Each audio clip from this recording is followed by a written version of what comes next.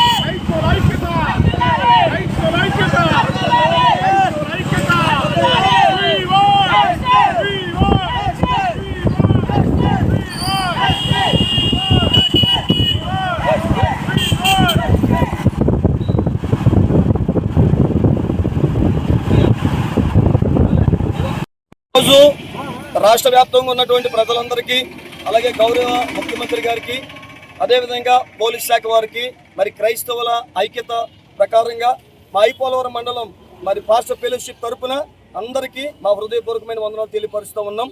ప్రాముఖ్యంగా ఈ మురమల్ల సెంటర్లో ఈ ఉదయకాలం మందు మేము ఎందుకైతే ఇక్కడ సమకూర్చబడ్డామో, రాష్ట్రం అంతా ఇంచుమించుగా 8 రోజుల నుండి జరుగుతున్నటువంటి భయానకమైనటువంటి మరి వార్తలు అనేకమైనవి అందరికీ తెలిసినవే. ఈ రోజున ప్రత్యేకంగా మరి గొప్ప దైవ సేవకులు, సంఘ సంస్కర్త మరి ప్రవీణ్ పగడాల గారు హత్య ఇంచుమించుగా 8 రోజులు కావస్తూ ఉంది. అయితే మరొకటి పోలీస్ శాఖ వారు గౌరవ ఐజీ గారు ఒక మాట ప్రకటించారు. మీకు ఏదైనా అనుమానాలు ఉంటే తప్పకుండా తెలియపరచండి, మేము ఆలోచిస్తామన్నారు. ప్రూఫ్లు ఏమైనా ఉంటే ఖచ్చితంగా ఇవ్వండి, మేము దాని మీద పరిశీలన చేస్తామన్నారు.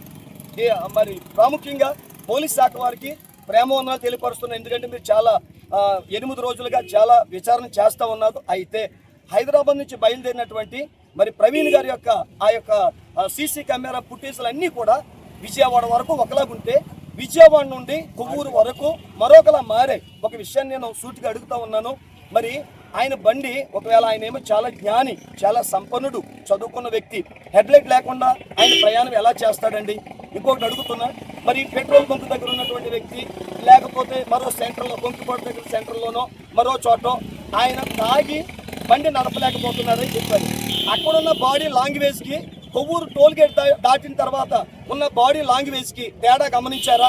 ఒకవేళ విజయవాడ నుంచి కొవ్వూరు వచ్చేసరికి అతని బాడీ లాంగ్వేజ్లో కాలు పెద్ద అయిపోయి మరి శరీరం ఏమైనా పెరిగిందంటారా?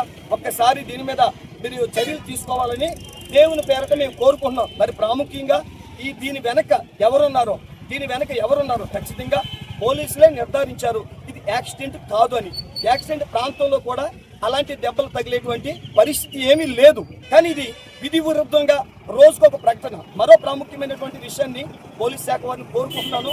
మీ పర్మిషన్ లేకుండా ఆయన తాగాడని, ఆయన పలానా చోట ఊగాడని మరి చాలా రకరకాల లైవ్లు వస్తూ ఉన్నాయి. దయచేసి అది మీ యొక్క అనుమతితో వస్తున్నాయా? మరో ప్రాముఖ్యమైన విషయం, నిజమే, విజయవాడ వరకు తాగి 2 సార్లు పడిపోయిన వ్యక్తి అక్కడి నుంచి నేరుగా రాజమండ్రి వరకు ఎక్కడ పడిపోకుండా వచ్చాడా? దయచేసి క్రైస్తవ్యం అంటే శాంత గుణం కలిగిన వారి క్రైస్తవ్యం. మా దేవుడు మాకు నేర్పించింది సహనం, ప్రేమ, చేతకానితనం కాదు, క్షమాపణ గుణం మాకు నేర్పించింది. వాస్తవానికి దేవుని పేరు నేను మీకు చెప్తా ఉన్నాను. మరి ప్రజాప్రతినిధులారా, మరి పోలీస్ శాఖను కోరుకుంటున్నాను, గౌరవ ముఖ్యమంత్రి వారిని కూడా కోరుకుంటున్నాను, దీనిపై నిష్పక్షపాతంగా విచారణ చేయాలి. ఎందుకంటే దోషులు ఎవరైతే వారిని మీరు ఖచ్చితంగా తెలుసుకోవాలి. నిజమే, ఫోన్ దొరికింది, ఫోన్ ద్వారా మీకు కొన్ని విషయాలు అర్థమవుతాయి. మరి సీసీ ఫుటేజ్లు సగమే చూపిస్తున్నారు. ఎక్కడ చూపించినా 300 సీసీ ఫుటేజ్లు ఉన్నాయి, కానీ అన్ని మొక్కలే చూపిస్తూ ఉన్నారు, పర్మనెంట్గా ఏది చూపించలేదు. దయచేసి క్రైస్తవుల తరపున మేమందరం ఒకే గర్జన చేస్తున్నాం. మీరు ఏది విచారణ చేసినా అది నిష్పక్షపాతంగా ఉన్నట్లుగా బయట పెట్టాలి. ఇది మేము కోరుకుంటున్నాము. ప్రవీణ్ పగడాల గారి కుటుంబానికి తప్పకుండా న్యాయము జరగాలి. వింత వింతగా ఎవరినో డూప్లికేట్ ని పెట్టి, బల్లు duplicate, head light duplicate, dress duplicate, helmet duplicate, ఇవన్నీ వివిధ రకాలుగా వక్రీకరించి మరలా మా మధ్యలో ఈ యొక్క హిందూ సోదరులు మా మధ్యలో విషాన్ని కమ్ముతున్నారు, కొంతమంది విషాన్ని పుచ్చుతున్నారు. దయచేసి ఇది ఇక్కడితో ఆగిపోవాలి. మరి ప్రాముఖ్యంగా క్రైస్తవ్యం పేరట కోరుకుంటున్న మేము మా రాష్ట్రంలో జరిగినటువంటి ఈ హత్యకు సంబంధించిన విషయాలు పూర్తి వివరాలతో మాకు వెంటనే తెలియపరచాలి. లేదా మీకు కుదరదనుకుంటే సిబిఐతో విచారణ జరిగించాలి. ఈ విషయం మీద మేము ఎంఆర్ఓ గారికి వినతిపత్రం ఇవ్వడానికి మేము వెళ్తున్నాం. దయచేసి గమనించాలని, దయచేసి మాకు వెంటనే న్యాయం జరిగించాలని ప్రభుత్వాన్ని, గౌరవ ముఖ్యమంత్రి వర్యులను, పోలీస్ శాఖ వారిని కోరుకుంటూ విన్నపం చేస్తున్నాం.